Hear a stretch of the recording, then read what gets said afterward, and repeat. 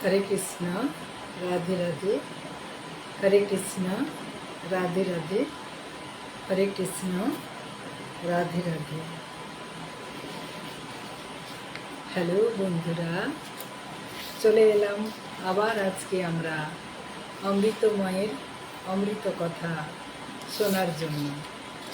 তো কালকে আমি গুরুদেবের অতুলনীয় ভগবত তত্ত্ব থেকে পাঠ করছিলাম, গুরুদেবের লেখা। তো যেখানে আমি ছেড়েছি সেই জায়গা থেকে আজকে আমি শুরু করছি। আপনারা শুনতে থাকুন। অমৃত মায়ের অমৃত সম কথা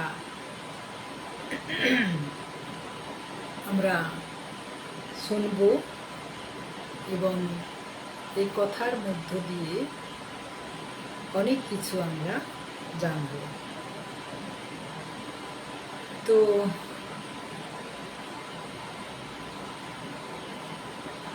কি বলেছেন, আমরা কাল যেখানে ছেড়েছিলাম আজকে সেই জায়গাটা থেকে শুরু করব। সেটা হচ্ছে শ্রী গুরু কে। এটা আমরা আলোচনা করছিলাম। আলোচনা করতে করতে আমরা বিভিন্ন প্রসঙ্গ আলোচনা করেছি। আপনারা যারা আজকে নতুন এসছেন তারা আমার পেজটা একটু উল্টিয়ে দেখবেন যে সামনে কি কি দেওয়া ছিল, তাহলে বুঝতে পারবেন যে একটার সঙ্গে একটা যুক্ত আছে। আবার কোথাও হয়তো এরকম কিছু ব্যাপার নেই। তো যেখানে গীতা তত্ত্ব বলা হয়েছে সেখানে কিন্তু এরকম জুড়া অবস্থায় দেওয়া আছে। তো পুরোটা যদি আপনারা শুনতে থাকেন, পেজগুলো টেনে টেনে একটার পর একটা যদি শুনতে থাকেন, তাহলে বুঝতে পারবেন এগুলো জীবনে কতটা কার্যকরী। তো আমি এইখান থেকে শুরু করছি যে গুরু হচ্ছেন তিনি স্বয়ং কৃষ্ণ ভগবান। যদি আমাদের জন্য ধুলার ধরণীতে গুরুরূপে নেমে আসেন আর আমাদের শিক্ষা দেন, তাহলে আমাদের কাজ হলো সেই শিক্ষা মেনে নেওয়া। কত সুন্দর কথা।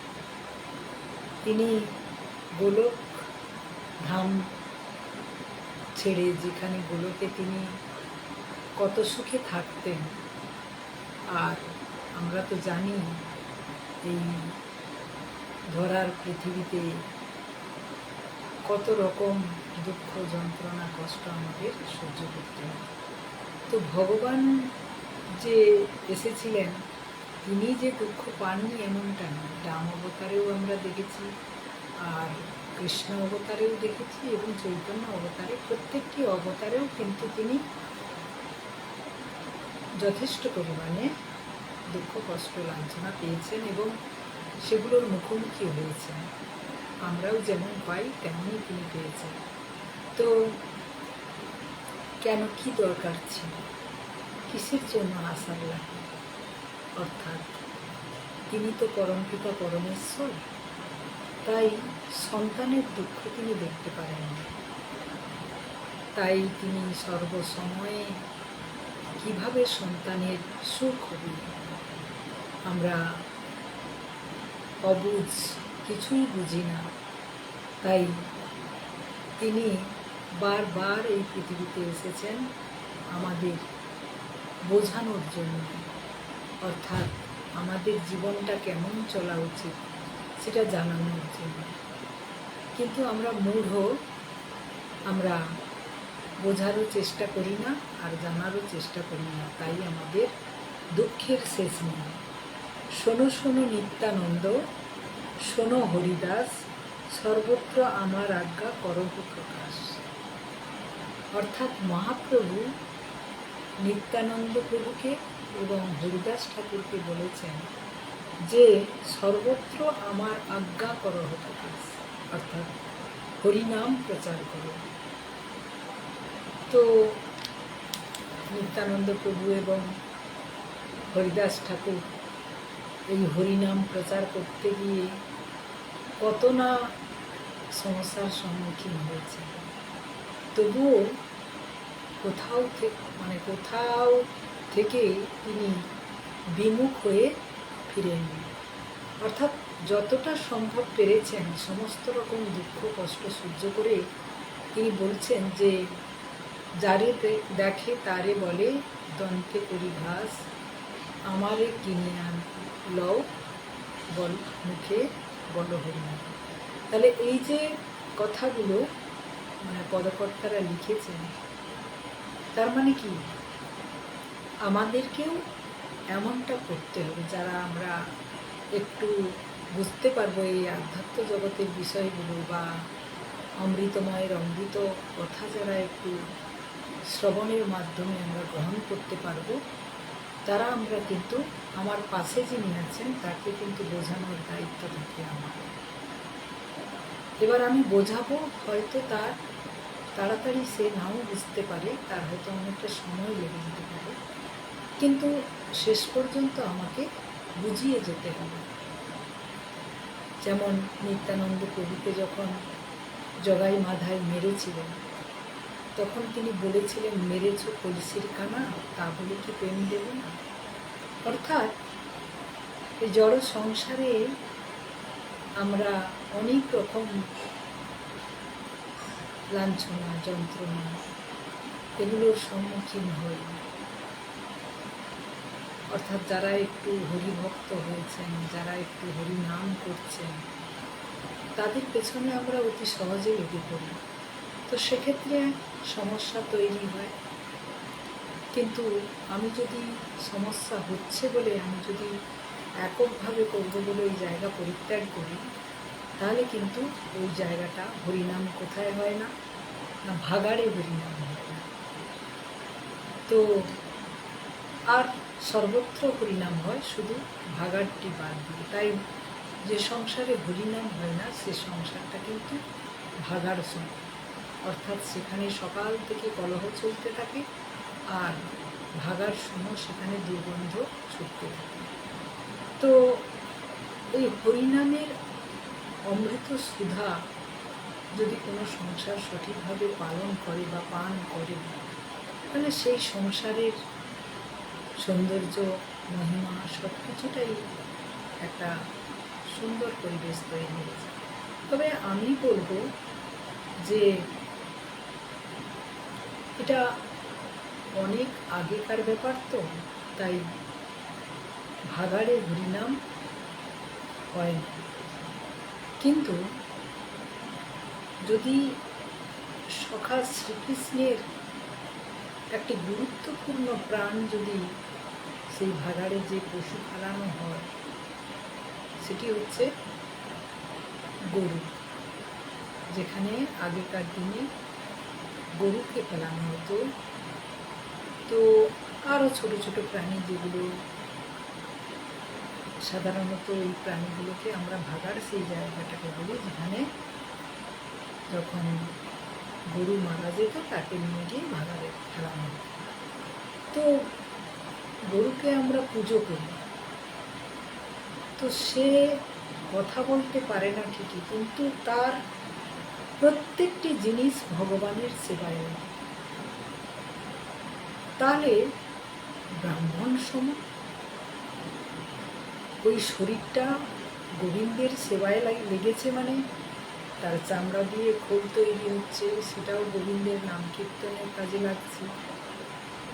তারপরে তো তার প্রতিটি জিনিস, কোনটা যখন জীবিত অবস্থায় ছিল তখন প্রত্যেকটি জিনিসই যে তার গোবিন্দের সেবায় লেগেছে। তাহলে সেই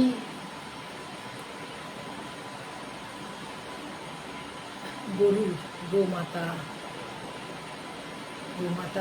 বলি আর যাই বলি না কেন, যখন সে মারা যাচ্ছে, তাহলে যে শরীর ভগবানের পুজোর কাজে লাগলো, ভগবানের সেবার কাজে লাগলো, আমার তো মনে হয় যে মানুষের থেকেও মানুষ, এমন কিছু কিছু মানুষ আছে যারা হচ্ছে গরুর মতো অত সেবা দিতে পারে না ভগবানের।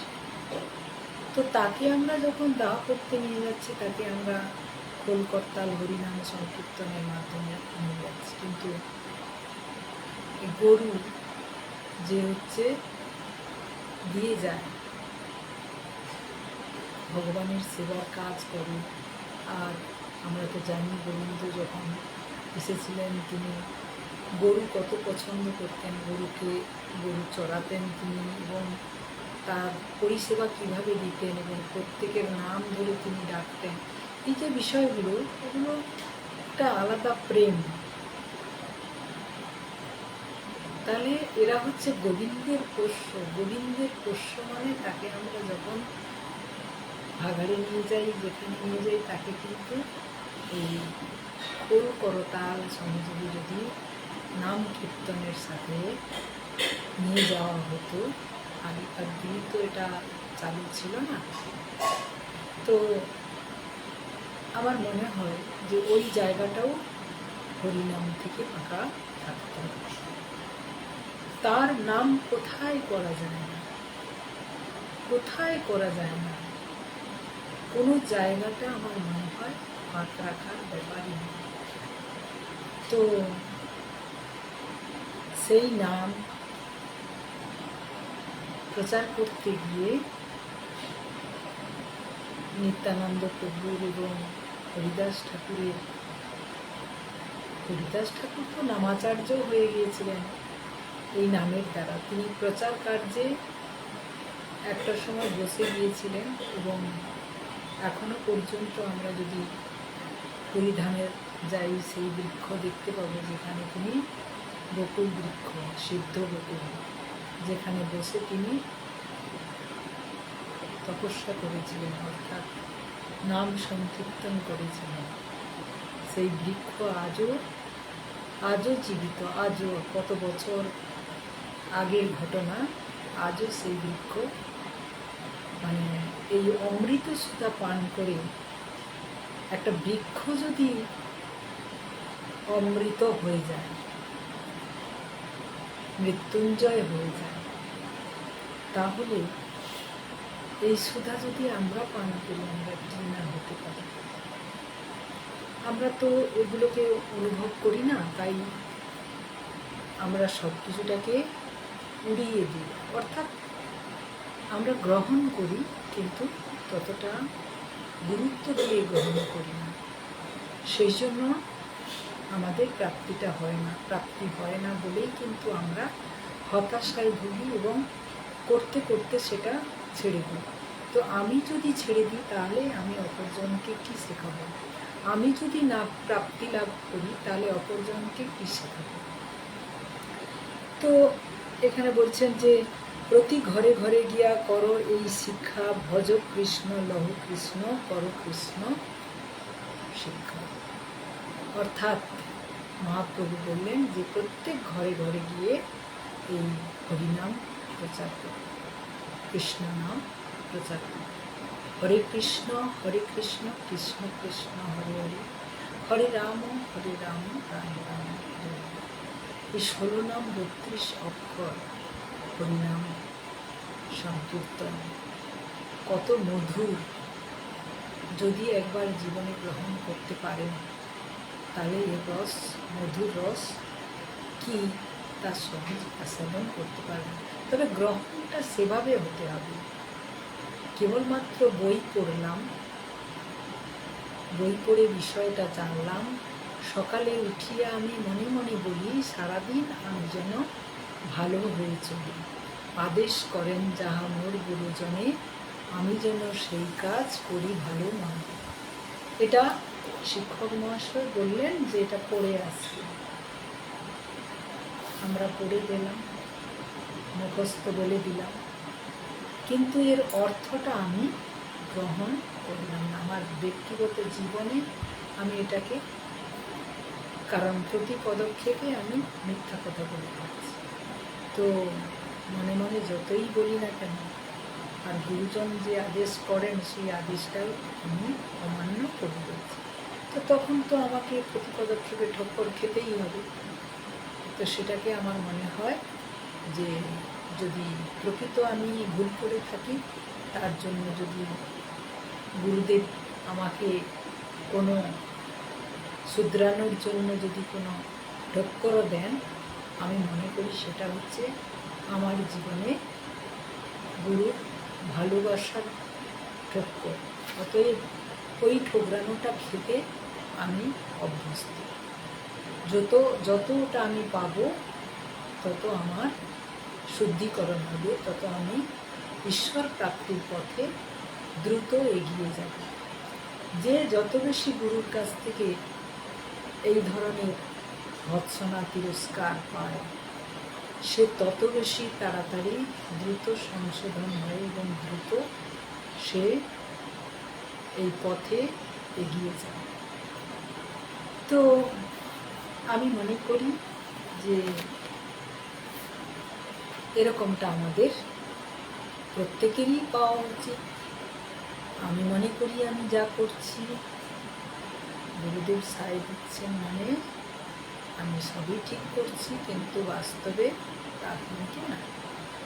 সবাইকে তিনি সমানভাবে বা সবার শিক্ষা গ্রহণের পদ্ধতি সমান নয়। শিক্ষক মশাই একই সিলেবাসের উপরে পড়ান, একই বিষয়ের উপরে জ্ঞান দেন, কিন্তু তাও ক্লাসে প্রথম হয় একজন। তেমনি লক্ষ লক্ষ ছাত্রছাত্রী মাধ্যমিক উচ্চ মাধ্যমিক পরীক্ষা দেয়, তার মধ্যে কিন্তু টপে থাকে একজন। এখন যদিও সিস্টেম আলাদা হয়ে যাওয়ার জন্য 4-6 জন চলে আসে, কিন্তু সেটাও ঠিক। তো এই আধ্যাত্ম জগতেও একই ব্যাপার, একসঙ্গে 4-6 জন আসতেও পারে, কোনো ব্যাপার না। যে যেমনভাবে গ্রহণ করবে, ভালোভাবে নিতে পারলে এসে যাবে, তাতে কি। তো এই যে বিষয়টা, এটা হচ্ছে একটা গুরুর সঙ্গে শিষ্যের মধুর সম্পর্ক, যেটা গুরু বুঝেন তিনি কী অর্থে বাক্যটি প্রয়োগ করেছেন, আর শিষ্যও বুঝেন যে তিনি আমাকে কি বোঝাতে চাইছেন। তো এইটা নিয়ে আমরা যারা অজ্ঞ, আমরা যারা মনে করি যে খুব তিরস্কৃত হলেন উনি, এটা হচ্ছে আমি মনে করি আমাদের জ্ঞানের অভাব। কারণ গুরুদেব তিনার চিন্তা ভাবনা অনুযায়ী কার সঙ্গে কি আচরণ করবেন কেবলমাত্র তিনিই জানেন এবং তিনার শিষ্য জানেন, ভক্ত জানেন। এর বাইরে কিন্তু যার সঙ্গে তিনি যেমন আচরণ করেন, কেবলমাত্র সেই শিষ্য এবং সেই গুরুদেব ছাড়া অন্য কারোর পক্ষে সেটা জানা সম্ভব নয়। আর আমরা যদি ওইগুলোকে ভেবে হাসাহাসি নাচানাচি করি, তাহলে সেটা আমাদের মূর্খামি। তো সেই জন্য আমি সবসময় মনে করি যে এগুলো না করে আমি কিভাবে আমার পথে এগিয়ে যাব, সেটা আমার চিন্তা ভাবনার মধ্যে সংশোধন সর্বদা থাকা উচিত। বৈষ্ণব চিত আচরণ, ঈর্ষা কাতর না হয়ে নিজেকে নিজের চিন্তা ভাবনা অনুযায়ী এগিয়ে নিয়ে যাওয়া। তো সেটা যদি আমরা করতে থাকি, তাহলে আমার কিন্তু ভজন পথটা সঠিক থাকবে। তা না হলে অপরের দেখে আমি যদি ছটকাতে থাকি, তাহলে এই আমার ছটকানো সার হবে, প্রাপ্তি আমার বিশেষ কিছু হবে না। সারাদিনে যেটুকু হয়তো আমি পেয়েছিলাম, তার পুরোটাই ওই ছটকানোর দ্বারাই শেষ হয়ে যায়। তো সেই জন্য আমাদের গুরুদেব সবসময় সাবধান করেন, বন্দে মুই সাবধান, সাবধানে আমাদের চলাফেরা করতে হবে। কেন না, একটু যদি সামান্য ত্রুটি হয়ে যায়, তার জন্য গুরুচরণে অপরাধ হয়ে যায়, বৈষ্ণব অপরাধ হয়ে যায়। তাহলে আমরা সারাদিনে কত অপরের নিন্দে করে কত কত অপরাধ করে ফেলি। তাহলে সেই অপরাধগুলো আমার খণ্ডন হবে কবে? এগুলো কিন্তু খুব ভাববার আছে।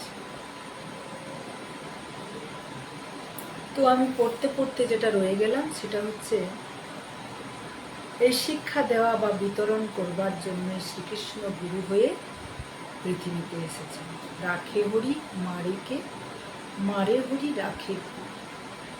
অর্থাৎ হরি যাকে পরিচালিত করবে তার পেছনে যত দুনিয়ার শত্রু লাগুক না কেন, তার এতটুকুও কানাকড়ি তাকে নাড়াতে পারবে না, তার ওই পথ থেকে চ্যুত করতে পারবে না।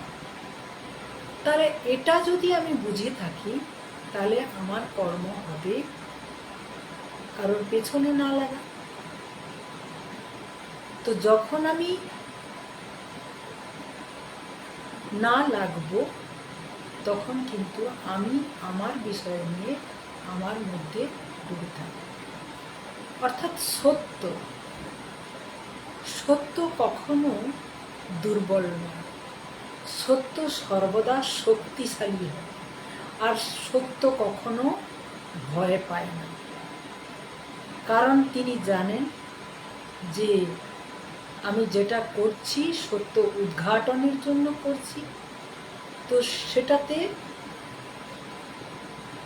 আমার কতখানি অপরাধ আছে কি না আছে সেটা আমার গুরুদেব জানবেন, এবং অপরাধ যদি আমি করে থাকি তার শাস্তি তিনি আমাকে দেবেন, সেটা আমাকে নিতে হবে। তো সত্য সহজ ব্যাপার নয়। সত্য কাকে বলে, সত্য কি, সেটা কিন্তু বাস্তবে আমরা জানি না। তাই আমাদের প্রতি পদক্ষেপে কিন্তু ভুল হয়ে যায়। এই যেমন একটু আগে এতগুলো কথা আমি বললাম, যে এর মধ্যে যে সত্যতাটা আছে সেই সত্যতাটা আমি আমার অনুভূতির মধ্যে আনতে পারি না বলেই কিন্তু আমি সম্মুখীন হয়ে যাই, সমালোচনার সম্মুখীন হয়ে যাই। তো এই সত্য সম্পর্কে আমি কালকেও বলেছিলাম, আজকেও বলবো, যে সত্যকে কিভাবে চিনব বা সত্য পথে কিভাবে চলব। সত্যকে চেনা যায় তখনই, আমি গুরুদেবের এই পুস্তকটি পাঠের মাধ্যমে শুরু করেছি। কিন্তু আমাদের তো গুরু বন্দনা করতে হয়, আর তার সাথে সাথে যিনি আমাদের হরিনাম প্রচারের জন্য যে পৃথিবীতে আছে যত নগরাদি গ্রাম সর্বত্র প্রচার হইবে মোর হরিনাম, বা প্রচার হোক মোর হরিনাম, তিনি হচ্ছেন স্বয়ং মহাপ্রভু, যিনি পৃথিবীতে হরিনাম প্রচার করার জন্য বা হরিনামের মানুষকে উদ্ধারের জন্য তিনি পথ দেখাতে এসেছেন। তাহলে তিনার পথ আমরা অবলম্বন করে এগাবো, কিন্তু সেটা পদ্ধতিগতভাবে, এককভাবে কিন্তু কোনো কিছু করা যায় না। গুরুচরণ আশ্রয় না নিলে এই কলিহত জীব আমরা কলি দ্বারা সবসময় আহত, হত মানে আহত, অর্থাৎ কলি আমাদের সবসময় গ্রাস করে রেখেছে। তাই তার থেকে আমাদের মুক্তি পেতে গেলে আমাদের কিন্তু গুরুচরণ আশ্রয় নিতে হবে। তো এখানে আমি একটা গুরুবন্দনার করব, আপনারা আমার সঙ্গে। প্রতিদিন আমি হারমোনিয়ামে করি, আজকে ভজনটি আমি একতারা হাতে নিয়ে বসেছি।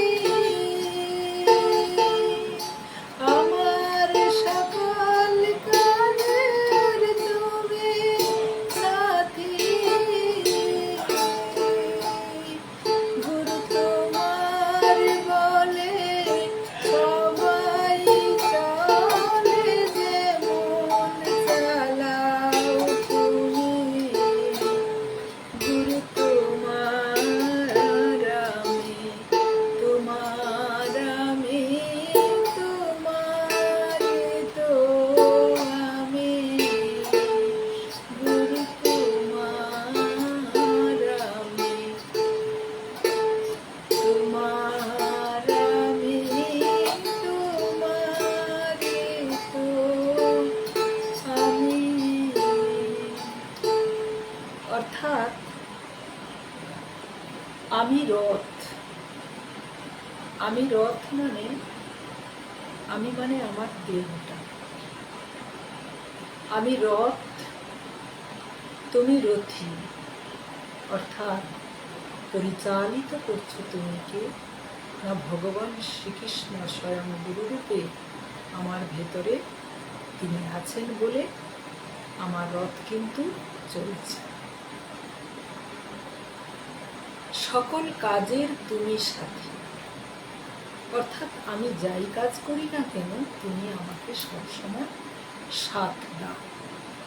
এই আত্মবিশ্বাসটা যখন আমাদের মধ্যে এসে যাবে তখন একটা আলাদা জগৎ অনুভূত হবে এবং তার রস আলাদা রকম হবে এবং সেটা যতক্ষণ না আমরা ওই পর্যায়ে পৌঁছাই ততক্ষণ কিন্তু আমরা অনুভূতির মধ্যে আনতে পারব না। আমার সকল কাজে তুমি সাথী, তোমার বলে সবাই চলে যেমন চালাও। অর্থাৎ তুমি বলস্বরূপ আমার ভিতরে আছো বলেই কিন্তু আমি ছুটা দৌড়া করছি। আর তুমি যদি না থাকো তাহলে কি হবে? আমি কিছুই করতে পারব না। তো সেই গুরুদেব যিনি হচ্ছেন জীবের কল্যাণ লাগি নন্দর সুত হরি জগতে প্রকাশন গুরুদেব, সেই নন্দ সুত হরি এই জড় জগতের জীব জগতের মধ্যে সমগ্র মানুষকে পরিচালিত করার জন্য তিনি গুরুরূপে পৃথিবীতে এসেছেন। অর্থাৎ যিনারা আমাদের গুরুরূপে উপদেশ দিচ্ছেন তিনারা কিন্তু ওই স্বয়ং ভগবানের প্রতীকী। তো সেই গুরু বাক্য বেদ বাক্য সময় আমাদের পালন করে চলতে হবে। তো কোথাও কোথাও আমাদের কখনো কখনো ভুলসুল হয়ে যায়, আর সেগুলো তিনি সুন্দরভাবে সন্তান যেমন ভুল করে ফেললে তাকে ধুলো মাটি মাখলে তাকে কি করেন? কোলে তুলে নিয়ে ঝেড়ে মুছে পরিষ্কার করে আবার তাকে আদর করেন। ঠিক তেমনি আমাদের গুরুদেবও তেমনি সেরকম যে ভুল হয়ে গেলে তিনি সেই ভুলগুলোকে সংশোধন করে দিয়ে আবার সঠিক পথে নিয়ে যায়। তাহলে এই যে বিষয়গুলো, এই বিষয়গুলো আমাদেরকে বুঝতে হবে। তো আমরা যদি বুঝতে পারি তাহলে গুরুচরণ আশ্রয় নেব এবং গুরুচরণ আশ্রয় নিয়ে গুরুদেবকে শ্রদ্ধার সঙ্গে তিনার মুখনিসৃত বাণীগুলো আমরা মেনে চলার চেষ্টা করব। তাহলে এরপরে কি বলেছেন না, বলছে রাখে হরি মারে কে, মারে হরি রাখে কে। শ্রী শ্রী নারদ পঞ্চরাত্র শাস্ত্রে বলা হয়েছে যে কালচক্রে মানুষ যদি সুখে বাঁচবার, সুন্দর থাকবার যতই চেষ্টা চালিয়ে যাক না কেন, মানবকুল যদি হরিনাম না করে, শ্রীকৃষ্ণ যদি ভক্তি না করে আর ভক্তির অনুশীলন না করে, তবে মানব জীবনের শুভদিন আর মঙ্গলময় আশা সুদূর করা হবে। তাহলে কি বলা হয়েছে? মানুষ যদি এই চেষ্টা চালিয়ে যায় যে আমরা শ্রীকৃষ্ণ বিকৃষ্ণ ওসব বোঝার আমাদের দরকার নেই, আমি শুধু অর্থ সঞ্চয় করব সুখ ভোগের জন্য, বাড়ি গাড়ি ইত্যাদি ইত্যাদি বানিয়ে যাব সুখ ভোগের জন্য, হ্যাঁ আমার গোবিন্দে মন নেই, আমার বিলাসিতায় মন, ভোগ বিলাসিতায় মন, তাহলে কিন্তু এখানে বলা হয়েছে যে শ্রীকৃষ্ণ যদি ভক্তি না করে আর ভক্তির অনুশীলন না করে, তবে মানব জীবনে শুভদিন আর মঙ্গলময় আশা সুদূর করা হবে। কখনো মানব জীবনের মঙ্গলও হবে না। আর কি বলছে? না শুভ দিন। আমাদের প্রতিটি দিন তখন অশুভভাবে চলতে থাকবে, কারণ একটার পর একটা, এটা নয় ওটা, ওটা নয় সেটা, আমরা এই স্বপ্ন পূরণের জন্য আমরা মরীচিকার পিছনে ছুটে বেড়ানোর মতো ছুটতে ছুটতে একটা সময় আমার জীবন দিন ঘুষ করে নিভে যাবে, আর তখন আমার অযথা পৃথিবীতে আসা হবে আর ছোটা হবে। সেই জন্য তো আমাদের জীবনে শারীরিক, মানসিক, সামাজিক, পারমার্থিক, প্রাকৃতিক, রাজনৈতিক, আর্থিক নানা সমস্যা রয়েছে। কতগুলো সমস্যা তুলে ধরেছেন বোর্ডে। না শারীরিক সমস্যা, শারীরিক সমস্যা তো থাকেই, আমরা সবসময় অসুস্থতায় ভুগি। মানসিক, মনের দিক থেকে খুঁতখুঁতানি, এই আমার ওটা হয়ে গেল, সেটা হয়ে গেল, সেই নিয়ে নিল, ওই চলে গেল, ওই মুক্ত সুখ, এই যে মানসিক অশান্তি, এই রোগ যার মধ্যে থাকবে সে জীবনে কখনো শান্তি পাবে না। কারণ শান্তি, কালকে বলেছিলাম, শান্তি সুখ স্বপনে আর শান্তি শ্মশানে। এই কথাটা আমরা জড় জগতের মানুষ বলতে পারি, কিন্তু যারা আধ্যাত্ম জগতে ডুব দিয়েছে তারা কিন্তু এটা বলে যে মনেই সুখী আর মনেই দুঃখী। অর্থাৎ আমি যদি সুখ অনুভব করার মানসিকতা রাখি, তাহলে আমি কিন্তু ভেতরে সেটা অনুভব করব, এবং সেটা কেবলমাত্র গুরুচরণ আশ্রয় নিয়ে গোবিন্দ ভজনের মধ্য দিয়ে সেটা সম্ভব। তা না হলে মনে আমি করলাম যে আমি একটা প্রাসাদ বানাবো, সেই প্রাসাদে আমি মানে সুখে নিদ্রা যাব, এটা কিন্তু কোনোদিন পূরণ হবে না।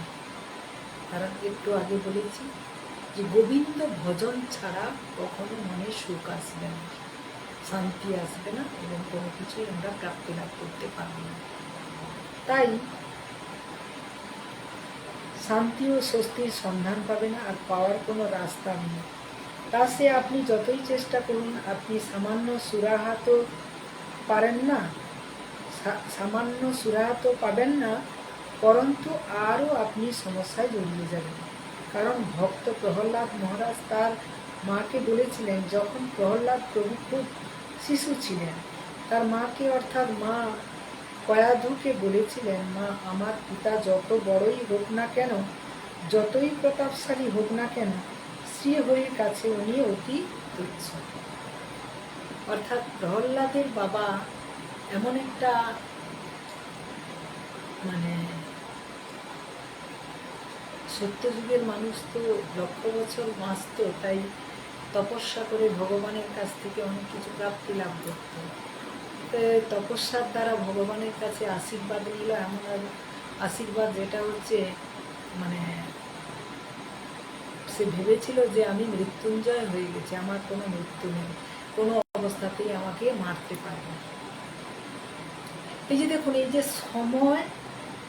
সময়ের সাথে সাথে যোগ, সময়ের সাথে সাথে যে যোগ হওয়া, এই যুক্ত হওয়াটা কিন্তু হলে পরে সময়ের সাথে সাথে যে কর্মের যোগ, সেটা সেই সময়ে যতক্ষণ না আসবে ততক্ষণ কিন্তু তার প্রাপ্তি লাভ হবে। কারণ এখানে প্রহ্লাদের বাবা কে ছিলেন? হিরণ্যকশিপু আর হিরণ্যাক্ষ, দু ভাই, দুজনেই কিন্তু দৈত্যকুলের সম্রাট হয়েছিলেন ঠিকই, কিন্তু ইনারা তপস্যার দ্বারা প্রাপ্তি লাভ করে এমন অত্যাচার শুরু করেছিলেন, যার দ্বারা প্রহ্লাদের প্রতি পদক্ষেপে প্রহ্লাদকে অনেক অনেক দুঃখ যন্ত্রণা সহ্য করতে হয়েছে। তো এই প্রহ্লাদ মাকে বলেছে, যতই আমার বাবা শক্তিশালী হোক না কেন, আমার ভগবানের কাছে কিন্তু অতি তুচ্ছ, নগণ্য। এই কথাটা কেন তিনি বলেছিলেন? ভক্ত প্রহ্লাদ জানতেন আমার ভগবানের শক্তি কতটা, আর তিনি এটা জানতেন যে আমার বাবার ক্ষমতা কতটা। কারণ তিনি জন্মানোর সাথে সাথে, জন্মানোর আগে থেকে মাতৃগর্ভে যখন ছিলেন তখন থেকে তিনি ভগবান সম্পর্কে জেনেছেন। তারপরে তো বের হওয়ার পর তিনি ছোট থেকেই মায়ের কাছে শুনে শুনে আসছেন। আর এই হিরণ্যকশিপু বা হিরণ্যাক্ষ এরা যে পূর্বজন্মে যে এরা ভগবানের দ্বাররক্ষী ছিলেন, জয় বিজয়, তো এরা সেরকমভাবে পৃথিবীতে এসেছিলেন যে ভগবানের শত্রুতা করে এরা উদ্ধার হয়। এগুলো আগে থেকে নির্ধারিত। তাই প্রতিটি মানুষের জীবনেও প্রত্যেকটি যা কিছু ঘটবে সময়ে, আমি এই সময় কথাটা বলতে গিয়ে থেমে গেলাম, যেটা হচ্ছে যা কিছু ঘটবে যে সময়ে ঘটবে সেটা তার বয়স হতে পারে, বৃদ্ধ বয়সেও হতে পারে, আবার বাল্য বয়সেও হতে পারে। সেটা কিন্তু নির্ধারিত করা হয়ে আছে আগের থেকে। আর সে সময়টা এলে তাকে যত রকম প্রতিরোধ করার চেষ্টা করা হোক না কেন, কোনো দিক থেকে তাকে প্রতিরোধ করা যাবে না। যেমন হিরণ্যকশিপুকে এমন বর দেওয়া হয়েছিল যে জলেও নয়, স্থলেও নয়, রাত্রিতে নয়, দিনেও নয়, কোনো অস্ত্রের দ্বারা নয়, কোনো মানুষে তাকে মানে দেবতা ইত্যাদি ইত্যাদি, এমনকি কোনো পশু জন্তু ইত্যাদি কোনো কিছু তাকে কোনো দিক থেকে তাকে মারতে পারবে না। কিন্তু এতদিন ধরে প্রহ্লাদের উপর এত অত্যাচার করেছে, ভগবান প্রকট হতে পারেননি। কেন না, সেই সময়গুলো উপযুক্ত সময় ছিল না। যেটার সঙ্গে যে আশীর্বাদটা দেওয়া আছে সেই আশীর্বাদের সঙ্গে মিলে যাবে এমন একটা মুহূর্ত, সেই মুহূর্তটা ছিল যেদিন হিরণ্যকশিপুকে নরসিংহ রূপে তিনি এসে বধ করেছিলেন। সেই সময়, সেই মুহূর্ত, সেই ক্ষণ, সেই সব কিছুটাই যদি আমরা বিচার করে দেখি যে একটা বিশেষ ক্ষণ, যে ক্ষণটা তার আশীর্বাদের সঙ্গে এটা বিপরীত ক্রিয়া করা যাবে এরকম একটা পরিবেশ। তিনি অস্ত্র নয় নখের দ্বারা আর নরসিংহ রূপ ধারণ করলেন। নয় নর, নয় মানে নয় মানুষ, নয় পশু। এই যে বিষয়গুলো, এগুলো আসলে কি, এগুলো আমরা যতই মনে করি না কেন আমি বিশাল ক্ষমতার অধিকারী হয়ে গেছি, আমি এই ক্ষমতার দ্বারা অনেক কিছু করতে পারি, এটা কেবলমাত্র আমার অহংকার ছাড়া আর কিছু না। কারণ আমার দ্বারা কোনো কিছুই করা সম্ভব না। এই প্রসঙ্গে তো আমরা গুরুদেব যে প্রসঙ্গক্রমে সেদিন যেটা উত্থাপন করেছিলেন, যে অর্জুনের প্রসঙ্গ যদি আমরা বলি, সেখানে অর্জুন এত শক্তিধর, এত শক্তিধর, এত শক্তিধর ছিল, মানে ছিলেন যে তিনি এই শক্তির ধারণ করার জন্য তিনি ভেতরে ভেতরে তার একটা অহংকার ছিল। কিন্তু এত শক্তিধর থাকা সত্ত্বেও আমরা গীতার হচ্ছে প্রথম পর্যায়ে আমরা দেখি যে তিনি যখন দেখলেন যে প্রত্যেক আত্মীয় স্বজন তার সঙ্গে যুদ্ধ করার জন্য, তো তাদেরকে দেখে অর্জুন নার্ভাস হয়ে গেলেন। তার মানে কি, আমাদের ভেতরে যে যত শক্তিশালী থাকি না কেন, আমি যদি নার্ভাস হয়ে যাই, আমার দ্বারা হবে না বলে যদি এটা মনে করি, তাহলে কিন্তু আমি দুর্বল হয়ে যাব, তাহলে কিন্তু আমি হওয়া কাজও ছেড়ে পালিয়ে আসতে হবে।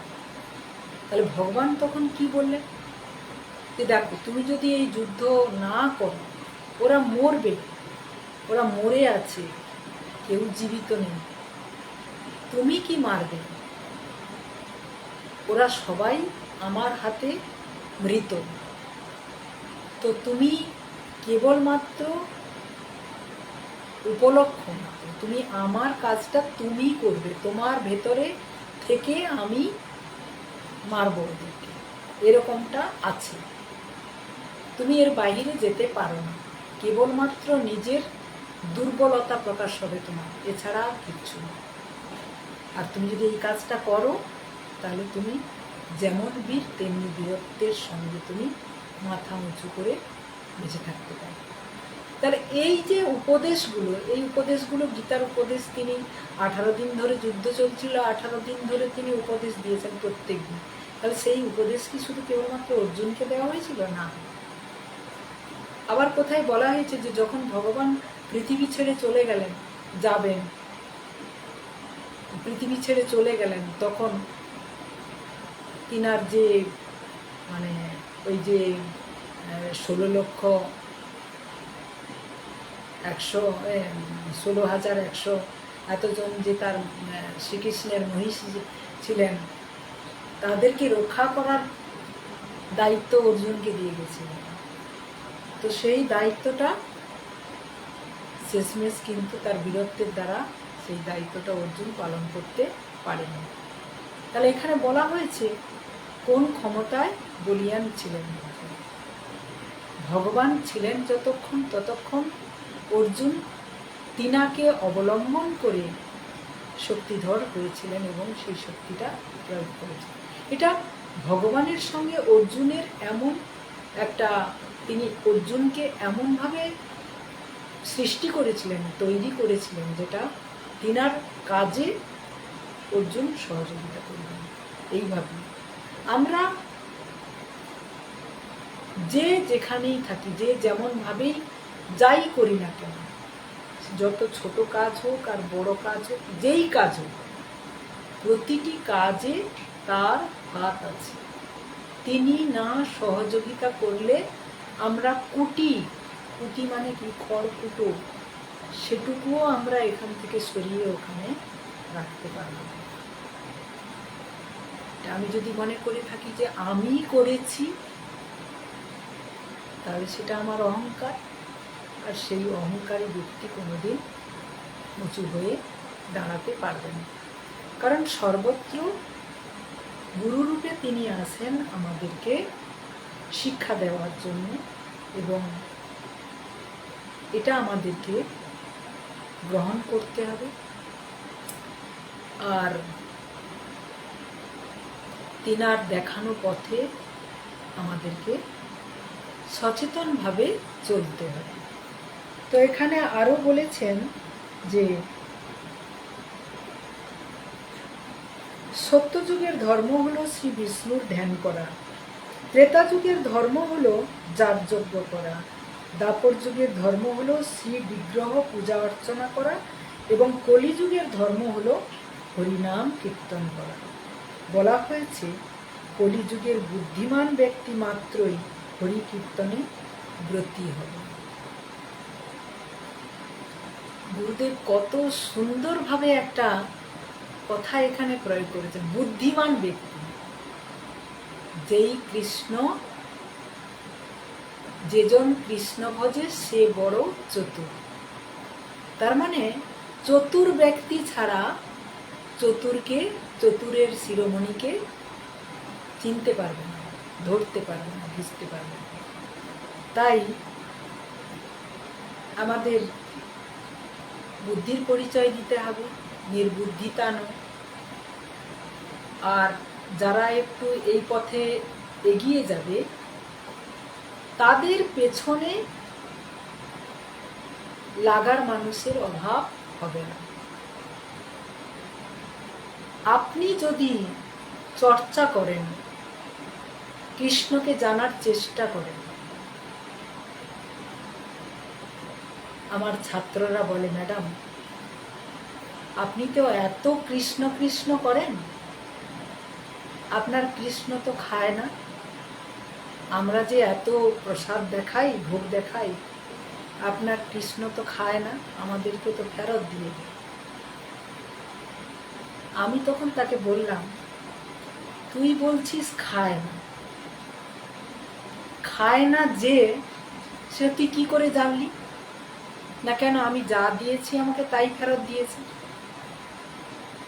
আমি বলি হ্যাঁ, তুমি যখন প্রসাদটা তৈরি করেছিলে এটা ছিল তোমার বিধিবদ্ধ ভক্তি। এই বিধিবদ্ধ ভক্তির দ্বারা তুমি ভগবানের সেবা দিয়েছিলে এবং সেবা দেওয়ার সময় বলেছিলে প্রসাদটা মানে ভগবানের উদ্দেশ্যে তুমি রেডি হচ্ছ, মানে সব প্রস্তুতি নিচ্ছ, কিন্তু তোমার ভেতরে একটা আকাঙ্ক্ষা আছে যে এই প্রসাদটা আমি কাকে কাকে দেব। তাহলে এটা যদি তোমার বাসনা চিন্তা ভাবনা থাকে, তাহলে গোবিন্দ কি করে তোমার সেবা নিয়ে নেবে বা তিনি পুরোটা গ্রহণ করে নেবে?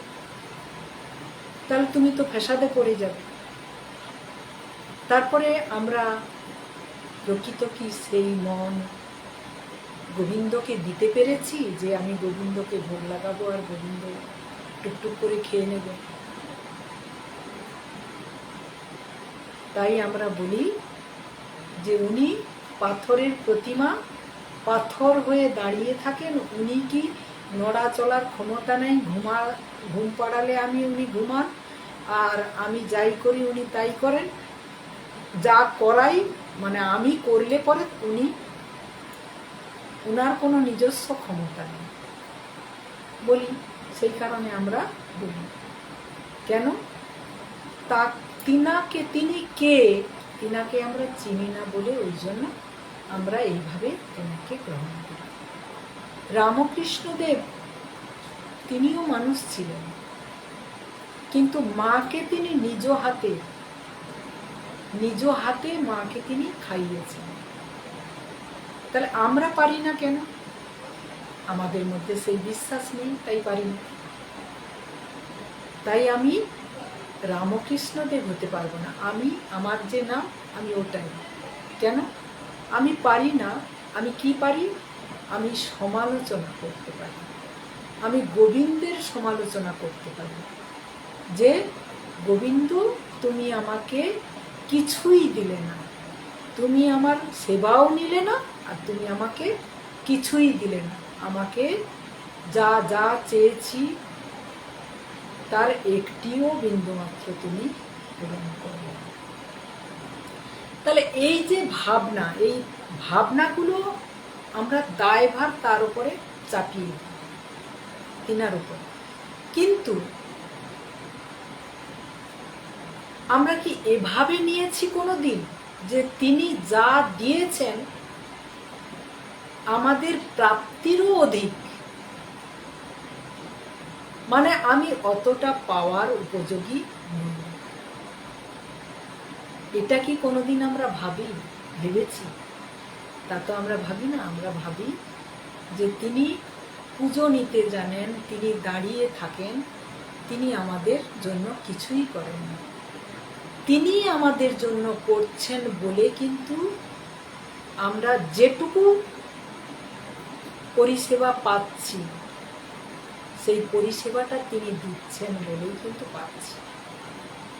এবার আমি বলবো, যদি মনে হয় তিনার সেই পরিষেবা বুঝতে গেলে আমাকে সেই জায়গাটাতে পৌঁছাতে হবে, তাহলে আমি বুঝতে পারবো যতক্ষণ না আমার অভাব আসবে কোনো কিছু, কোনো বিষয়ে, এই সংসারের প্রেম, যেটাকে আমরা প্রেম বলি, যেটা হচ্ছে জড় সংসারের মিথ্যা অভিনয়, সেটাকে আমরা সত্য ভেবে, সেটাকেই আমরা সত্য ভাবি। আমি বলেছিলাম না যে আমি সত্য কি সেটা আমি প্রকাশ করি, সেইটাকে, মিথ্যাটাকেই আমরা সত্য ভেবে সত্যকে দূরে সরিয়ে দিই। সত্য কি না, তিনি আছেন, তিনি ছিলেন, তিনি থাকবেন। আর এ জড় সংসারের যা কিছু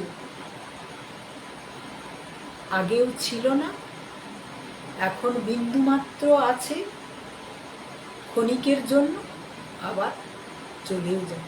আর যেই ক্ষণিকের জন্য আছে, কি অভিনয়! আরে আপনার মতো হয় না। আপনি ছিলেন বলে আমার এত উপকার হয়েছে, ভাবাই যাবে না। অথচ ওই ব্যক্তি আপনার যদি একটু কিছু ভালো উন্নতি দেখেন, পেছনে সমালোচনা করতে লেগে পড়ে। এই যে বিষয়গুলো, এটাই হচ্ছে মিথ্যা। কারণ এর মধ্যে আপনাকে যে যাই দেখাক না কেন, এগুলো হচ্ছে মেকি। কারণ অভিনয় কেবলমাত্র, যে যত বেশি তৈল মর্দন করতে পারবে, তেল লাগাতে পারবে, সে তত বেশি প্রিয় হয়ে যায়।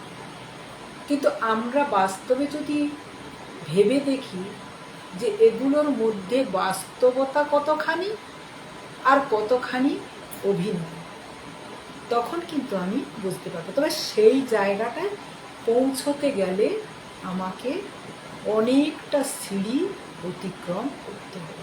সেটা কেবলমাত্র গুরুচরণ আশ্রয় নিয়ে, গুরু কৃপায়, গুরুর প্রতিটি মুখনিসৃত শব্দ বাক্য প্রত্যেকটিকে যদি আমি অক্ষরে অক্ষরে পালন করার চেষ্টা করি, বিবেচনা করার চেষ্টা করি, ভাবার চেষ্টা করি, তাহলে আমি সেই সত্যকে দেখতে পাব। আগের দিন আমি বলেছিলাম, আপনি উনাকে চেনেন? আমি বলেছিলাম আমি চিনি। এটা আমার চেনার সাবজেক্ট নয়, বিষয় নয়। যাকে চেনার জন্য আমি এখন তৈরি, রিসার্চ করছি, আমি তিনাকে চেনার জন্য আমি ডুবে থাকি সারাক্ষণ। তো তুমি যদি এখন বলো যে অমুক বাবুকে আপনি চেনেন, অমুক বাবুকে নিয়ে তো আমি রিসার্চ করছি না, তো অমুক বাবুকে নিয়ে আমি চিনতে যাব কেন, বা চিনবো কিভাবে? তো আমি যেটা চিনি ওটা হচ্ছে মিথ্যা। কারণ ওই চিনাটা আজকের চিনা, আর কালকে ওই চিনাটা অন্যরকম হয়ে যাবে। যাকে আমি ভেবেছিলাম এই ব্যক্তিটি সৎ, কিন্তু পরের দিন জানলাম সে অমুক একটি কাজ করেছে, জঘন্য কাজ করেছে, যার জন্য তিনি অসৎ বলে প্রমাণিত হন। বা কোনো ব্যক্তিকে আমি জানি এই ব্যক্তিটি অসৎ, কিন্তু পরের দিন সে এমন একটি সুন্দর কাজ করলো যে সে পৃথিবী বিখ্যাত হল। এই যে বিষয়গুলো, এইগুলো হচ্ছে মিথ্যা। কারণ ক্ষণিকের জন্য, আর তিনি হচ্ছেন সত্য। তিনার সম্পর্কে তুই কি জানতে চাস আমাকে বল। তিনার সম্পর্কে আমি যেটা বলবো সেটা প্রতিটি বিষয়, তিনি কি খান, কি করেন, কি ভালোবাসেন, ইত্যাদি ইত্যাদি, এটার কিন্তু প্রত্যেকটি আমি তার সত্যতা আমি প্রমাণ তুলে ধরব। প্রতিটি বিষয় সত্য, অর্থাৎ নিত্য যিনি, সেই নিত্যানন্দের বিষয়ে কথা বললে সেটা হবে সত্য। আর যিনি, যারা অনিত্য, নিশ্চয়তা নাই যেখানে, সেটা হচ্ছে মিথ্যা। তো আমাদের সবসময় উচিত হবে এই সত্যের পথ অবলম্বন করে পথ চলা। আরও কথা আছে, যে কথাগুলো এত সুন্দর সুন্দর ওদের প্রশ্ন, আমি ভাবি যে ছেলেগুলোকে কন্ট্রোল করা যেত না। এগুলো সব আমার গোবিন্দ ওদের মুখ দিয়ে বলাচ্ছে, তা না হলে ওরা এই ধরনের প্রশ্ন আমাকে করবে কেন? যাচাই করার জন্য করুক বা যাই করুক, প্রশ্নগুলোর উত্তর আমার ভীষণ ভালো লাগে, যে এত গভীর প্রশ্নগুলো ওরা কি করে করে। আমার মাথায় আসে না, আমার মাথায় প্রশ্ন আসে না। আমি হয়তো কিছু গুরু কৃপায় বলতে পারি, কিন্তু এই যে প্রশ্ন, আমি সবসময় বলি তোরা প্রশ্ন করবি, তাহলে আমি তোদের উত্তর সঠিকভাবে দিতে পারব, তা না হলে আমি আমার মতো করে বলতে পারি। আমি লাইভ দেখাচ্ছি, আমার কিছু স্টুডেন্ট মা, আত্মীয় স্বজন ইত্যাদি নিয়ে ওরা লাইভ দেখে। স্কুলে গেলে ম্যাডাম আপনি এইটা বলেছিলেন, শুনেছি, ভালো লেগেছে। কোনো স্যার বলছেন আপনি এই কথাটা বলেছিলেন, এই কথাটা খুব ভালো। এই যে আমি 2জন কি 5জনকে বলি, 2-5জন যে আমার কথাটা শুনে ভালো লেগেছে, এটাও কম বিষয় না। একজন স্যার তো আজকে বলেই ফেললেন যে আপনি বলছেন যে আমি মনে করছি আমি দেখতে পাচ্ছি না, আমাকে কেউ দেখতে পাচ্ছে না, তাই আমি অসৎ কর্ম করেই যাচ্ছি, কিন্তু তিনি ভেতরে থেকে আমাকে দেখছেন, তার বিচার কিন্তু সূক্ষ্মভাবে হয়ে। এই যে বিষয়টা, তার মানে কি আমাদের অনেক সময় হয় কি যে এগুলো সম্পর্কে আমরা জানিই না। এগুলো জানা যায় কখন? গুরুচরণ আশ্রয় নিলে, তবে এগুলো সঠিকভাবে জানা যায়।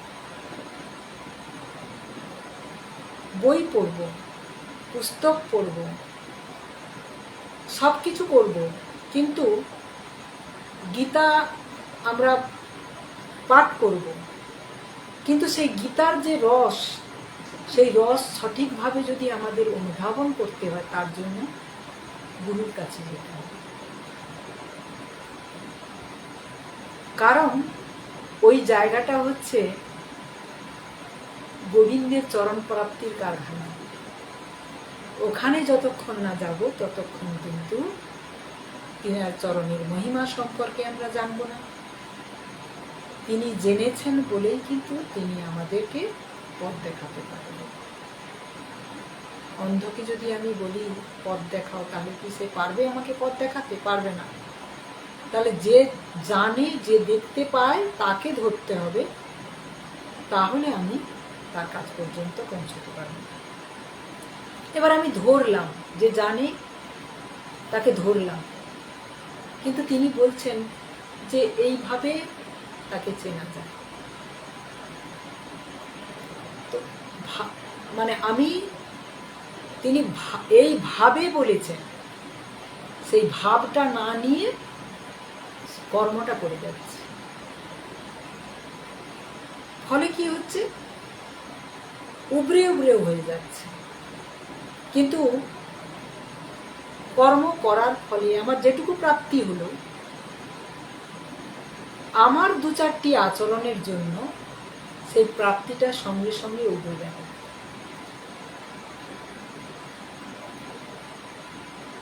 তাহলে এইগুলোই সবসময় গুরুদেব বলেন, যে সদ্গুরু সবসময় উপদেশ দেন যে বন্দময়ী সাবধান। অর্থাৎ যখন আমি গুরুচরণ আশ্রয় নিয়েছি, তখন আমাকে খুব সাবধানে সতর্কভাবে চলাফেরা করতে হবে। সেক্ষেত্রে হয়তো অজ্ঞাত সারে যদি কোনো ত্রুটি বিচ্যুতি হয়ে যায়, তখন কিন্তু সেটা তার শাস্তিটাও বড় রকম না হয়ে একটা ধার পাশ দিয়ে চলে যাবে। তখন কিন্তু আমার বিজয় পতাকাটা কিন্তু পথ করে উঠতে থাকবে, এগোতে থাকবে। তা না করে সব থেকে বড় কথা হচ্ছে এই যে সত্য অবলম্বন করা। কারণ সত্যকে চিনতে গেলে সবসময় সত্যকে অবলম্বন করতে হবে, আর সেই সত্যের পথ ভীষণ ভীষণ ভীষণভাবে কঠিন। সেই পথ যতক্ষণ না আমরা অবলম্বন করতে পারবো, ততক্ষণ আমরা কিন্তু প্রতিনিয়ত অধোগতিপ্রাপ্ত হব। আমি যত যাই কর্ম করি না কেন, সেই কর্মের ফল কিন্তু আমি প্রাপ্তি লাভ করতে পারবো না। তো একটু ভজন করি, অনেক তো গুরুগম্ভীর কথা।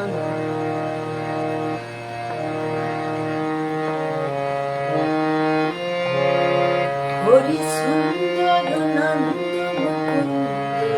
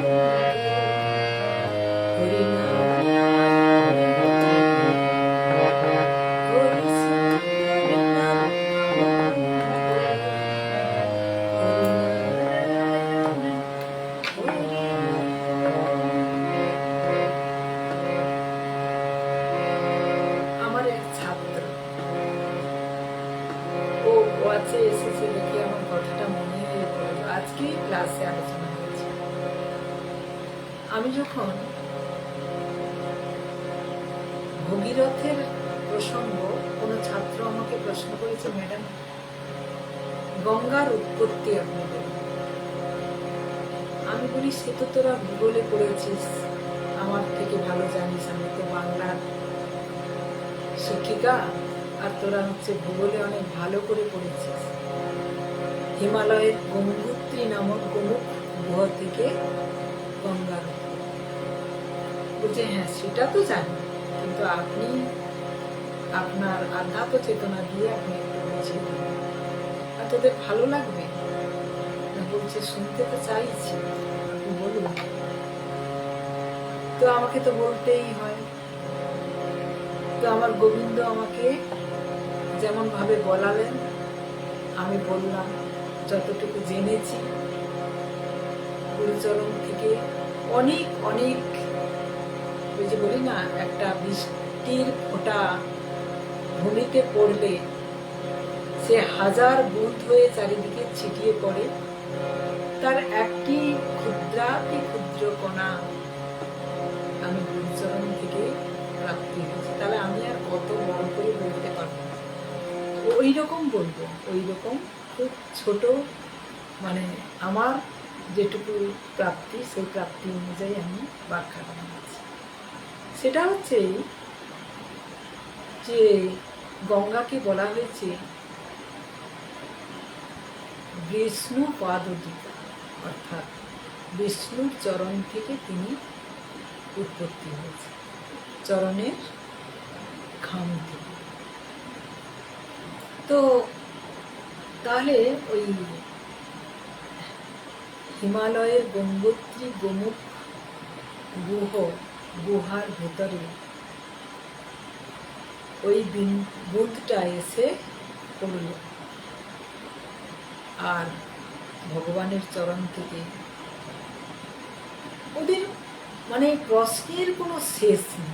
যে প্রশ্ন কি বলবো, যে আমরা তো দেখতে পাচ্ছি পৃথিবী, তাহলে আবার স্বর্গ কোথায়, মর্ত কোথায়, পাতাল কোথায়, ইত্যাদি ইত্যাদি, সেগুলো তো আমরা দেখতে পাই না। তো আমি বললাম, ব্রহ্মাণ্ড কি এত ছোট সূক্ষ্ম যে দেখতে পাবি? পৃথিবী দেখতে পাচ্ছিস? পৃথিবীর কতটুকু অংশ তুই দেখতে পাচ্ছিস যে বলছিস তোরা? কি রহস্য আছে, সেই রহস্য অনেক বিশাল বড়। তো যেটা তুই বলেছিস সেটা একটুকু শুধু একটু শুনে নে, যে ওই জায়গায় এসে গঙ্গা মানে হিমালয় পর্বতে গোমুখ গুহ, অর্থাৎ গরুর মুখের মতো দেখতে বলে ওই গুহটার নাম, যাকে বলা হয় গুহা। হ্যাঁ, একটা বিরাট গভীর খাদ, গর্ত, সেখানে বরফ জমে থাকে, আর যখন সেটা মানে সূর্য কিরণ পড়ে তখন সেটা মানে ভূগোলে যেটা বলা হয়েছে যে গলে ওটা তখন জল আকারে নেমে আসে। তো যখন নিচের দিকে নেমে আসে তখন ওর যে গতি, সেই গতিটা মানে প্রবল থাকে, যার জন্য সব কিছুকে টেনে নিয়ে চলে আসে হুড়ুড় করে। তো ওই জায়গাটা খুবই গভীর এবং খুবই মানে ওইভাবে প্রবাহিত হতে হতো। তো এখানে ওর সৃষ্টি হলো কীভাবে, ওই জায়গায় পড়ে তাহলে পৃথিবীতে এলো কেন, পৃথিবীতে এলো কীভাবে? আমি বললাম যে যেহেতু দেখো বিষ্ণুর মানে চরণের একটি ঘামের এত শক্তি, ভগীরথ যখন সেই গঙ্গাকে পৃথিবীলোকে আনতে চেয়েছিল তখন তিনি বলেছিলেন যে আমাকে ধারণ করবে কি, আমার যে শক্তি, আমার যে ক্ষমতা, ধারণ করবে কে? সেই ধারণ যদি না করতে পারে তাহলে কিন্তু পৃথিবী পুরো প্রলয়ে পরিণত হয়ে যাবে, ধ্বংস হয়ে যাবে। তো তখন সেই সময় আমরা জানি যে ভগবান মহাদেব, দেবাদিদেব, ভগবান নয় দেবাদিদেব মহাদেব, ভগবান বিষ্ণুকে বলা হয়, আর দেবাদিদেব মহাদেব তিনি কী করলেন, জটায় ধারণ করলেন, দিয়ে তার গতি কমিয়ে দিলেন। এগুলো পুরাণের কাহিনী অনেক আছে, যে সাধারণত মেয়েরা বিবাহের আগে অনেকটা মানে যৌবন উচ্ছল থাকে, তারপরে যখন স্বামীর অধীনে চলে আসেন তখন তিনি ধীর স্থির নম্র হয়ে যান। তো এখানে তার সেই চঞ্চলতা, সেটাকে দূর করার জন্য স্বয়ং মহাদেব, দেবাদিদেব মহাদেব তাকে তেনার জটার মধ্যে ধারণ করলেন, এবং সেই জটার মধ্যে তিনি, এখানে পুরাণে আরও আছে যে মহাদেব ছিলেন হিমালয়ের কন্যা, আর গঙ্গা ছিলেন হিমালয়ের কন্যা। যেহেতু ওই জায়গায় উৎপত্তি, তো হিমালয়ের কন্যা হিসেবে তেনাকে চিহ্নিত করা হয়েছে। আর পার্বতী ছিলেন হিমালয়ের কন্যা, আর মহাদেব হচ্ছে পার্বতীর স্বামী। তো এদিক থেকে গঙ্গার সঙ্গে সম্পর্ক বড় শালিকা। তো সেই শালিকার অনেক স্বপ্ন ছিল যে মহাদেবকে তিনি প্রতিরূপে পাবেন। যেহেতু বোনের সঙ্গে তার বিয়ে হয়েছে, তাই তিনি তার সেই মনের বাসনাটা মনের মধ্যে রেখে তিনি দূরে থাকতেন। কিন্তু যখনই এই সুযোগটা এলো, তখনই সেটা থ্রোইং করলেন যে আমাকে যদি মহাদেব ধারণ করেন তাহলে আমি পৃথিবীতে যেতে পারি। তো গঙ্গার সুপ্ত বাসনা পূর্ণ হয়ে গেল, আর মহাদেবের সঙ্গে মিলন হলো, এবং তিনি আবার জটা থেকে গঙ্গাকে বের করলেন, দিয়ে গঙ্গা তার স্রোতের বেগ কমিয়ে তিনি আস্তে আস্তে করে, তো তিনি কোথায় গিয়েছিলেন না সগর বংশ উদ্ধার করা।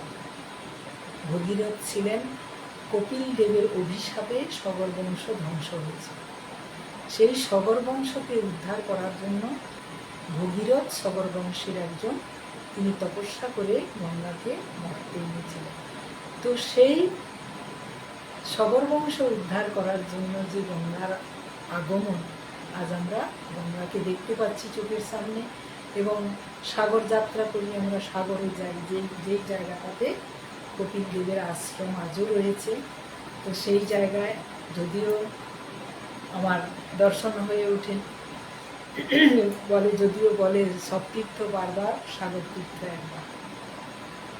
তো একবারও এখনো পর্যন্ত হয়নি, জানি না গোবিন্দের কৃপা কবে হবে, আদৌ হবে কিনা।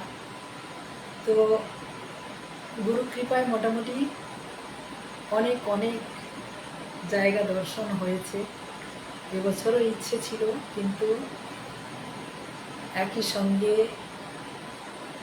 দর্শনে যাওয়ার সময় আমার এইচএস পরীক্ষা পড়ে যাওয়ার জন্য আর যাওয়া হয়নি। তো হ্যাঁ, এই ছাত্রের কথা বলতে গিয়ে এসকে বলছে তুই কি জানবি, তুই কি জানিস।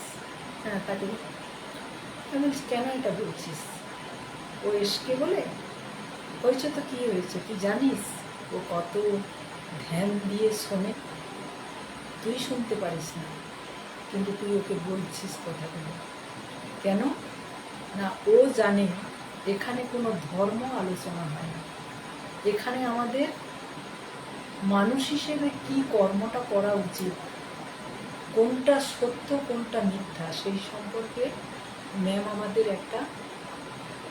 কেবলমাত্র একটা ওনার গুরু নির্দেশিত পথ অনুসারে একটা রাস্তা আমাদের দেখানো।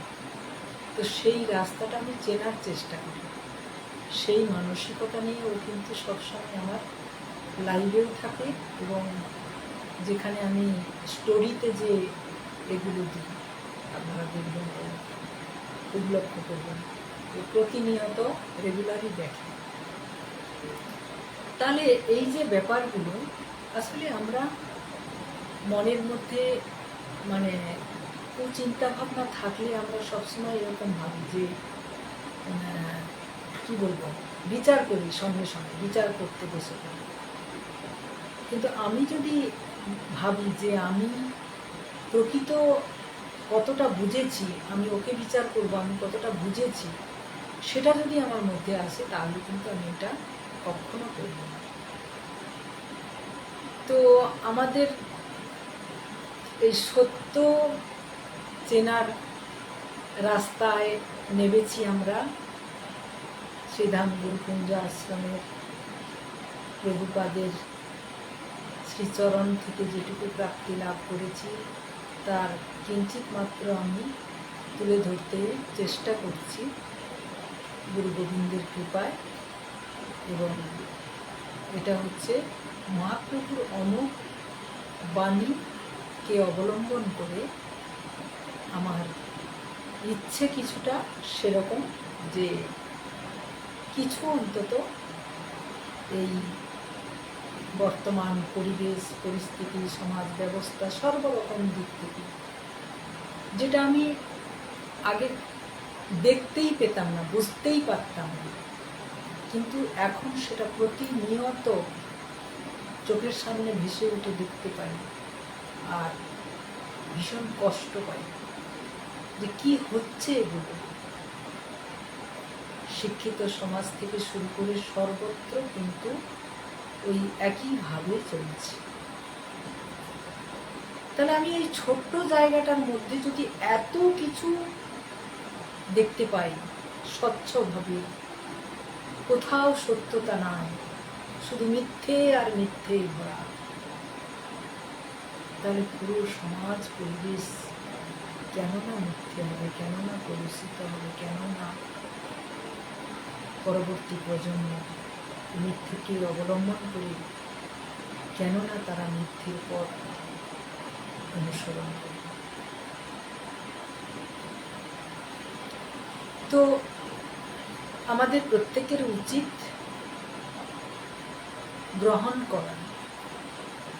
গ্রহণ করা মানে সত্যকে গ্রহণ করা, তাকে সঠিকভাবে চেনা আর জীবনটাকে সঠিকভাবে নিয়ে যাওয়া। প্রতিদিন ভাবি আসলে ওরা এত এত প্রশ্ন করে আর আমি এতভাবে বিভিন্নভাবে জড়িয়ে থাকি, আর সর্বোপরি তো সারাক্ষণ যেটা আমি প্রতি পদক্ষেপে অনুভব করি যে হয়তো কখনো আমার মনে হলো যে একটু এককভাবে গোবিন্দের কথা স্মরণ করি, ঠিক সেই মুহূর্তে এমনভাবে আমার কাছে সবাইকে পৌঁছে দেবে যে তাকে আর আমার স্মরণ করা হয়ে ওঠে। হয়তো দুটো তিনটে ক্লাস একসঙ্গে থাকলো, একটার পর একটা করে যাচ্ছি, একটার পর একটা করে যাচ্ছি, একটু রিল্যাক্স পেলাম যে একটু চুপচাপ বসে একটু কিছু ভাবি। দেখা গেল 3-4টি ছাত্রী এসে বলছে ম্যাম একটা গান করুন না। ওরা আমাকে দেখে বুঝতে পেরেছে যে আমি কোন জায়গাটায় ছিলাম।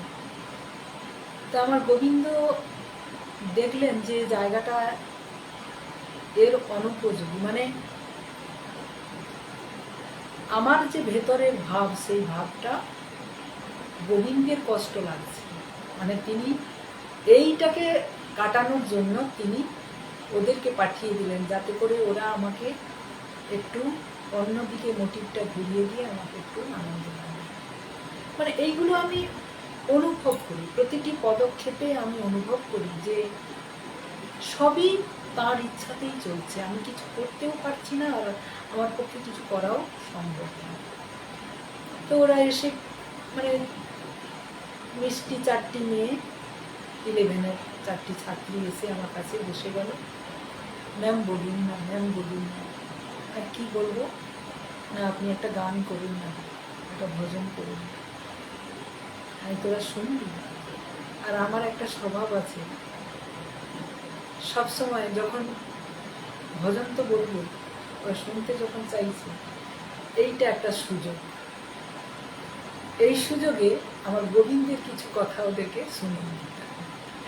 তখন আমি এই সত্য মিথ্যার বিষয়টা, যেটা ক্লাসের স্টুডেন্টগুলো যেগুলো বলে ওদের সামনে বলা হয়, যদি সব সময় সুযোগ হয়ে ওঠে না, কখনো হয়তো দেখা যায় ক্লাসটা শেষ হয়ে গেল, ঘন্টা পড়ে গেল, তখন আর হয় না। কিন্তু ওরা অধীর আগ্রহে মুখিয়ে বসে থাকে আমার মুখের দিকে তাকিয়ে, আমি কখন দুটো ক্লাস শেষ করে কখন দুটো কথা বলি।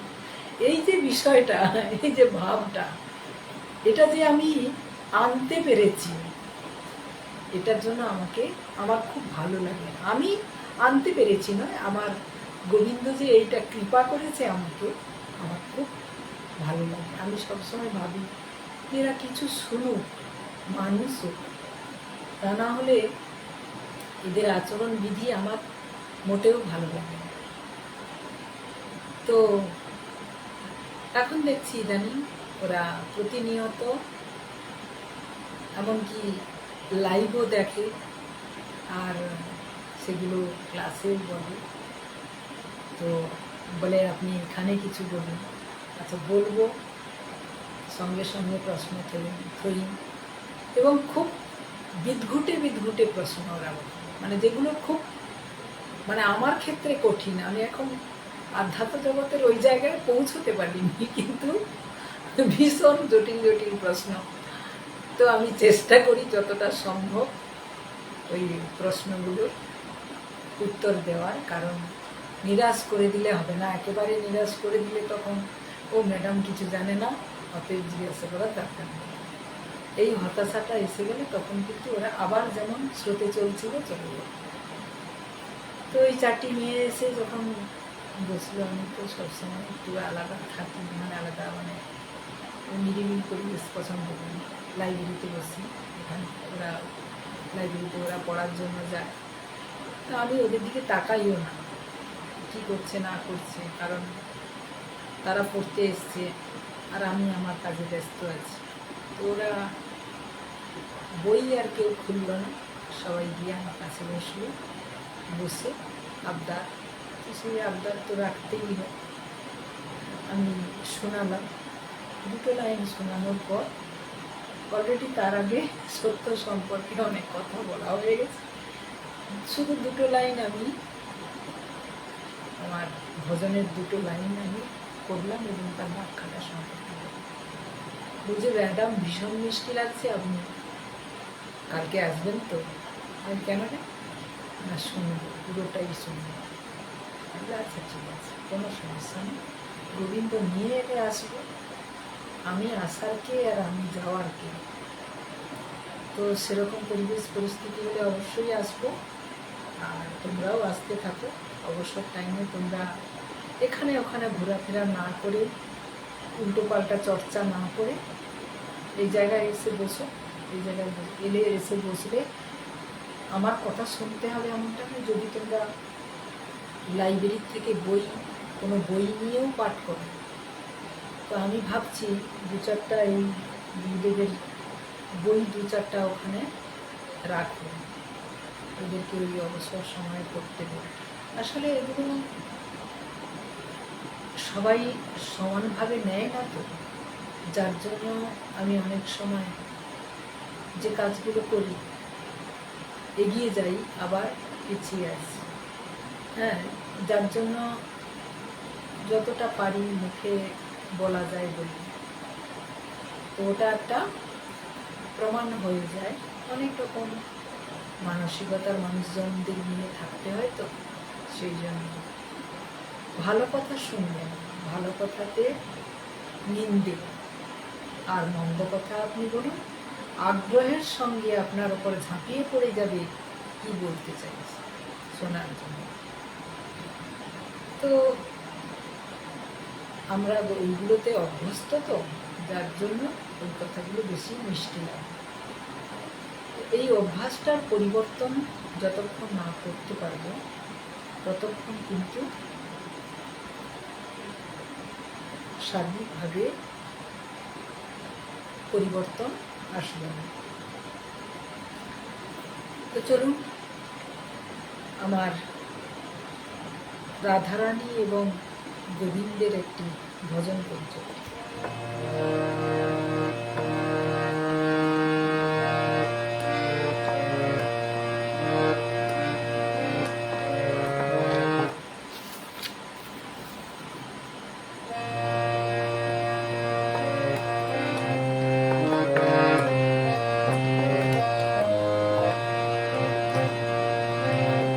কৃষ্ণ প্রেমময়ী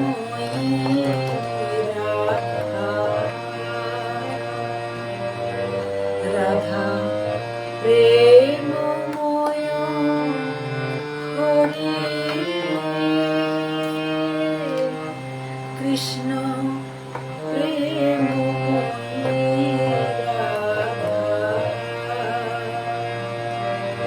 রাধা,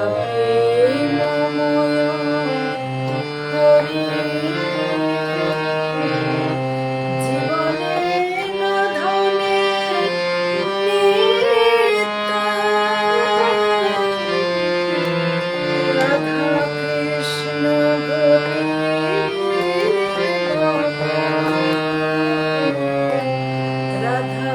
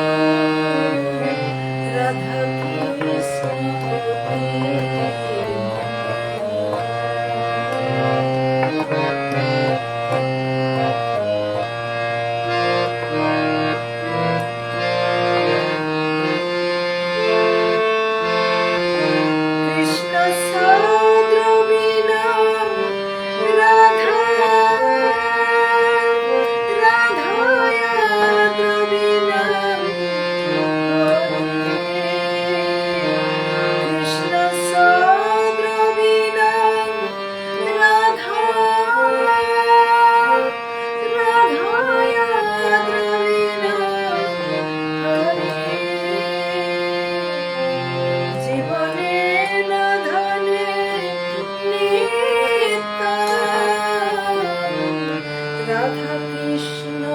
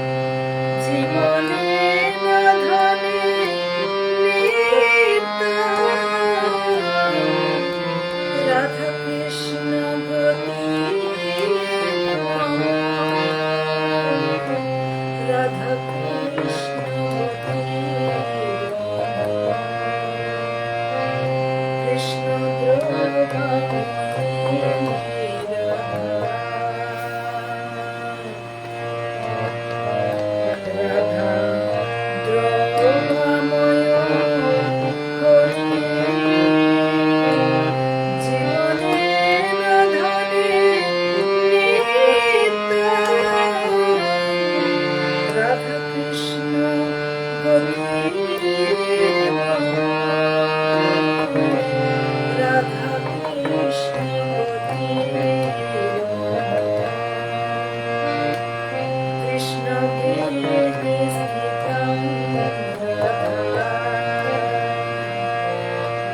রাধাকে স্থিত করি জীবনের নাধনে নিত্য রাধা কৃষ্ণ রাধা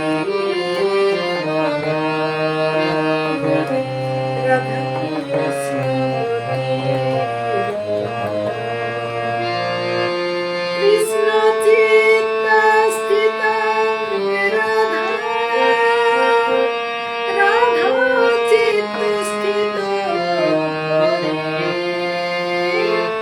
কৃষ্ণ চিত্তা স্থিত রাধা রাধা চিত্ত স্থিত জীবনে নাধনে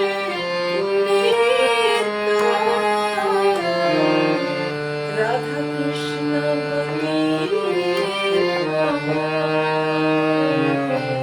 রাধা কৃষ্ণ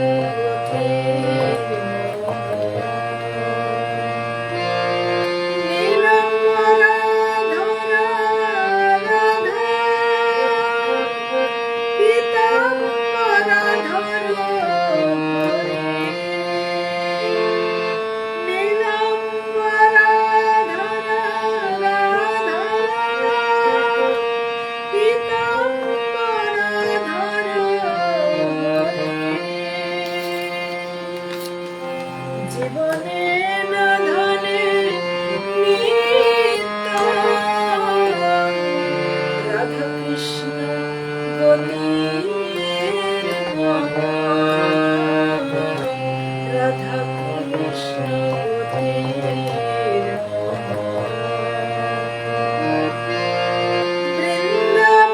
বৃন্দাবনেশ্বরী রাধা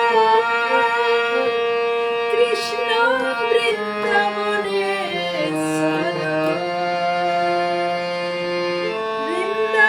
বৃন্দাবনেশ্বরী রাধা কৃষ্ণ বৃন্দাবনেশ্বরী জীবনে নাধনে নিত্য রাধা কৃষ্ণ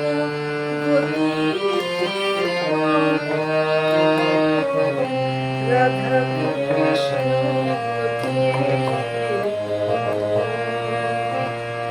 কৃষ্ণ প্রেম রাধা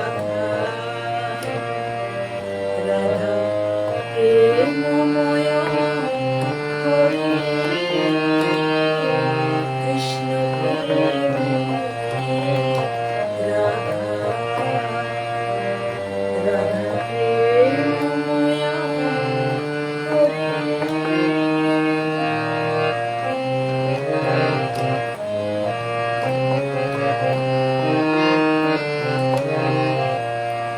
আমি কৃষ্ণ প্রেমে পাগল হয়ে গাইব কৃষ্ণ নাম। আমি কৃষ্ণ প্রেমে পাগল হয়ে গাইব কৃষ্ণ নাম। অঙ্গে আমার লিখে নেব অঙ্গে আমার লিখে নেব অঙ্গে আমার লিখে নেব শুধু কৃষ্ণ কৃষ্ণ নাম। কৃষ্ণ প্রেমে পাগল হয়ে গাইব কৃষ্ণ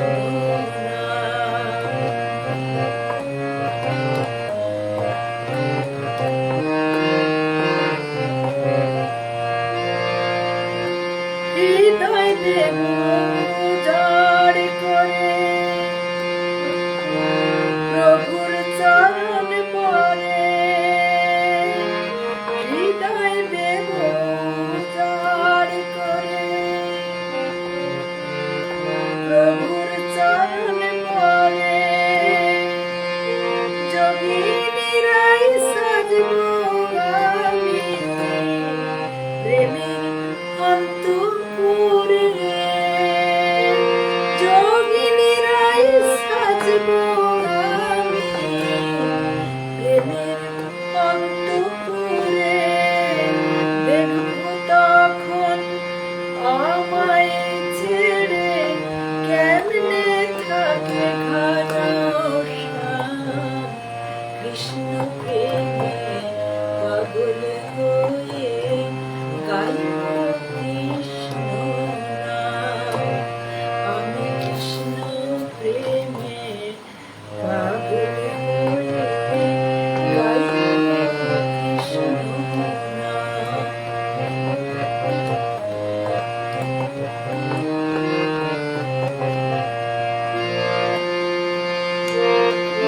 নবদ্বীপের পথে পথে ফিরব গেয়ে, হরিনামে অশ্রুকণা ঝরবে অধর বেয়ে। নবদ্বীপের পথে পথে ফিরব গেয়ে, হরিনামে অশ্রুকণা ঝরবে অধর বেয়ে। চোখের সেজল তার চরণে, চোখের সেজল তার চরণে হবে ভক্তি প্রণাম। কৃষ্ণ প্রেমে পাগল হয়ে গাইব কৃষ্ণ নাম। আমি কৃষ্ণ প্রেমে পাগল হয়ে গাইব কৃষ্ণ নাম।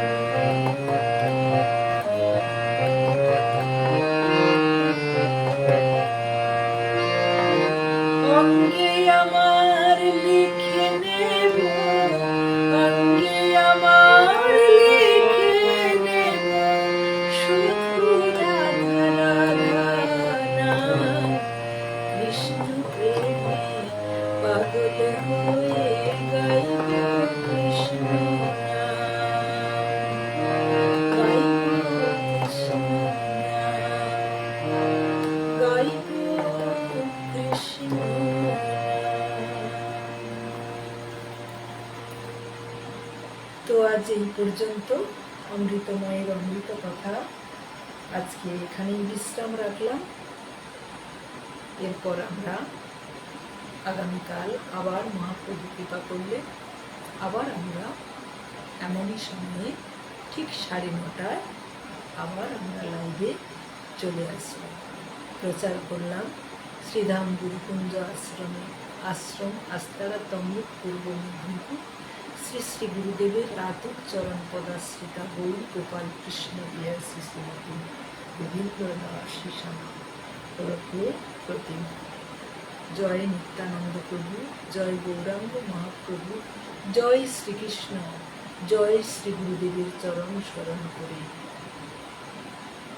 হরির কথা বিশ্রামে সকল সাধক বৈষ্ণব চরণ ভক্তির মূর্তিমতী মায়ের চরণ কোটি কোটি বন্দনা। জয় গুরু। গুরবে গৌরচন্দ্রায় শ্রীরাধিকায় স্তদালয় কৃষ্ণায় কৃষ্ণ ভক্তায় তদ্ভক্তায় নমো নমঃ। বঞ্ছাকল্পতরুভ্যশ্চ কৃপা সিন্ধুভ্যেব চ পতিতানাং পাবনেভ্যো বৈষ্ণবেভ্যো নমো নমঃ। জয় গুরু, জয় গুরু, জয় গুরু।